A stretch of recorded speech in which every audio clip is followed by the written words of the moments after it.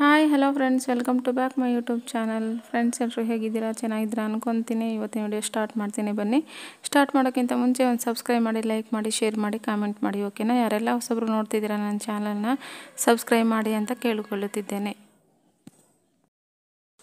Friends, ನಾನು ಈ ವಿಡಿಯೋದಲ್ಲಿ ನಿಮಗೆ ಎಲ್ಲ ತರಕಾರಿ ಮಿಕ್ಸ್ ಮಾಡಿಬಿಟ್ಟು ಪಲ್ಯನ ಹೇಗೆ ಮಾಡೋದು ಅಂತ ಹೇಳ್ಕೊಡ್ತಾ ಇದ್ದೀನಿ.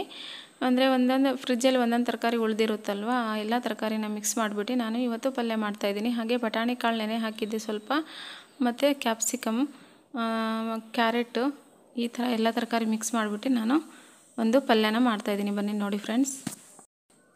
ಬಟಾಣಿ ಕಾಳು ತೊಗೊಂಡಿದ್ದೀನಿ ನೋಡಿ, ಕ್ಯಾರೆಟು ಮತ್ತು ಬೀನ್ಸ್, ನಂತರ ಇಲ್ಲಿ ಕ್ಯಾಪ್ಸಿಕಮ್ ತೊಗೊಂಡಿದ್ದೀನಿ. ಇದು ನೋಡಿ ಚಟ್ನಿ ರುಬ್ಬಿಟ್ಟಿದ್ದೆ ನಾನು. ಇದರಲ್ಲಿ ನಾನು ಕೊಬ್ಬರಿ ಮತ್ತು ಈರುಳ್ಳಿ, ಟೊಮಾಟೊ, ಸ್ವಲ್ಪ ಶೇಂಗಾ ಬೀಜನ ಹಾಕಿ ರುಬ್ಬಿಟ್ಟಿದ್ದೀನಿ ಚಟ್ನಿನ. ಬನ್ನಿ ಫ್ರೆಂಡ್ಸ್, ಈಗ ಒಗ್ಗರಣೆ ಕೊಡೋಣ ಇದನ್ನೆಲ್ಲ. ಮೊದಲಿಗೆ ಎಣ್ಣೆ ಹಾಕ್ಕೊತಾ ಇದ್ದೀನಿ. ಎಣ್ಣೆ ಸ್ವಲ್ಪ ಬಿಸಿ ಆದಮೇಲೆ ಜೀರಿಗೆನೇ ಹಾಕ್ತಾಯಿದ್ದೀನಿ. ನಂತರ ಸಾಸಿವೆ, ನಂತರ ಈರುಳ್ಳಿನ ಕರ್ಬೇವಿನ ಸೊಪ್ಪು ಹಾಕ್ತಾಯಿದ್ದೀನಿ.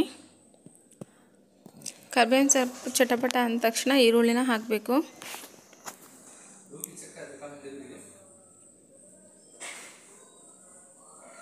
ಈರುಳ್ಳಿ ಹಾಕಿ ನೀಟಾಗಿ ಫ್ರೈ ಮಾಡಬೇಕು. ಸ್ವಲ್ಪ ಗೋಲ್ಡನ್ ಕಲರ್ ಬರೋ ಹಾಗೆ ಈರುಳ್ಳಿನ ಫ್ರೈ ಮಾಡಬೇಕು.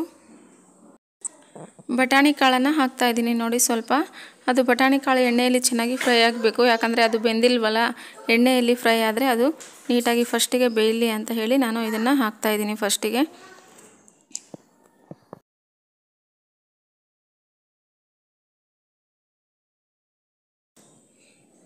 ನಂತರ ಬೀನ್ಸ್ನ ಹಾಕ್ತಾಯಿದ್ದೀನಿ ನೋಡಿ. ಬೀನ್ಸ್ ಬಂದುಬಿಟ್ಟು ಒಂದು ಬಟ್ಲಷ್ಟು ತೊಗೊಂಡಿದ್ದೀನಿ, ಅದನ್ನು ಹಾಕ್ತಾಯಿದ್ದೀನಿ. ಅದು ಕೂಡ ಬಟಾಣಿ ಜೊತೆಗೆ ಚೆನ್ನಾಗಿ ಫ್ರೈ ಆಗಬೇಕು ಸ್ವಲ್ಪ.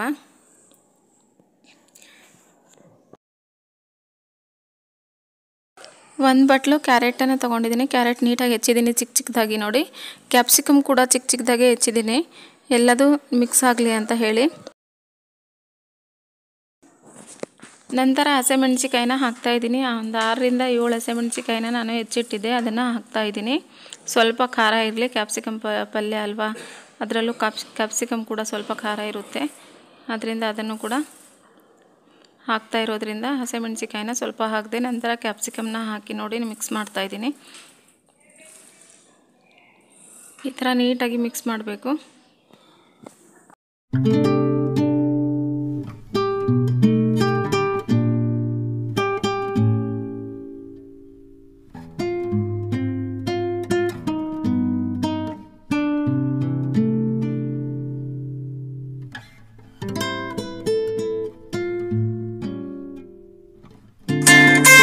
ಚಿಟಿಕೆ ಅರಿಶಿನ ಹಾಕಬೇಕು.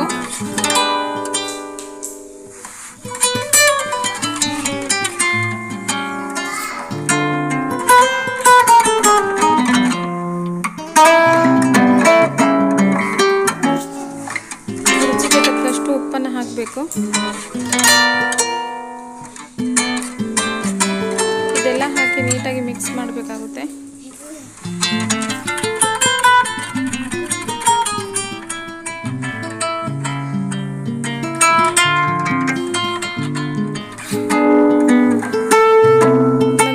ಪೇಸ್ಟ್ ಮಾಡಿಟ್ಟಿದ್ನಲ್ವ, ಕೊಬ್ಬರಿ, ಈರುಳ್ಳಿ, ಟೊಮಾಟೊ ಮತ್ತು ಬೆಳ್ಳುಳ್ಳಿ, ಸ್ವಲ್ಪ ಶೇಂಗಾ ಬೀಜ, ಆ ಪೇಸ್ಟ್ ಮಾಡಿಟ್ಟಿರೋದನ್ನು ನಾನು ಇದಕ್ಕೆ ಹಾಕ್ತಾಯಿದ್ದೀನಿ. ಹಾಕ್ಬಿಟ್ಟು ಒಂದು ಸ್ವಲ್ಪ ನೀಟಾಗಿ ಬೇಯಿಸಬೇಕು. ನಂತರ ನೀರು ಹಾಕಬೇಕಾಗುತ್ತೆ. ಸ್ವಲ್ಪ ಬೇಯಲಿ ಇದು. ನಾನು ಪಲ್ಯ ಮಾಡ್ತಿರೋದ್ರಿಂದ ಅಷ್ಟೊಂದು ನೀರು ಹಾಕಲ್ಲ, ಅದು ಸ್ವಲ್ಪ ನೀರು ಹಾಕಿ ಬೇಯಿಸ್ತೀನಿ ಅಷ್ಟೇ. ಇದು 1 ಗ್ಲಾಸ್ ಅಷ್ಟೇ ನೀರು ಹಾಕ್ತಾ ಇರೋದು. ನೀರೆಲ್ಲ ಫುಲ್ ಡ್ರೈ ಆಗೋವರೆಗೂ ನಾನು ಅದನ್ನು ಬೇಯಿಸ್ತೀನಿ ಪಲ್ಯನ.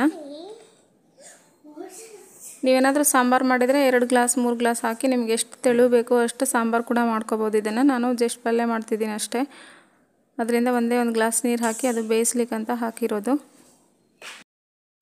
ಫ್ರೆಂಡ್ಸ್, ಈಗ ಮಿಕ್ಸ್ ತರಕಾರಿ ಪಲ್ಯ ರೆಡಿಯಾಗಿದೆ ನೋಡಿ ಹೇಗಿದೆ. ನಾನು ದೋಸೆ ಜೊತೆ ತಿಂತಾಯಿದ್ದೀನಿ. ಇದನ್ನು ಚಪಾತಿ, ರೊಟ್ಟಿ, ಅಕ್ಕಿ ರೊಟ್ಟಿ ಎಲ್ಲರ ಜೊತೆನೂ ತಿನ್ಬೋದು ನೋಡಿ. ರೆಡಿಯಾಗಿದೆ, ನಾನು ತಿಂತಾಯಿದ್ದೀನಿ. ಬನ್ನಿ ನೀವು ತಿನ್ನಿ.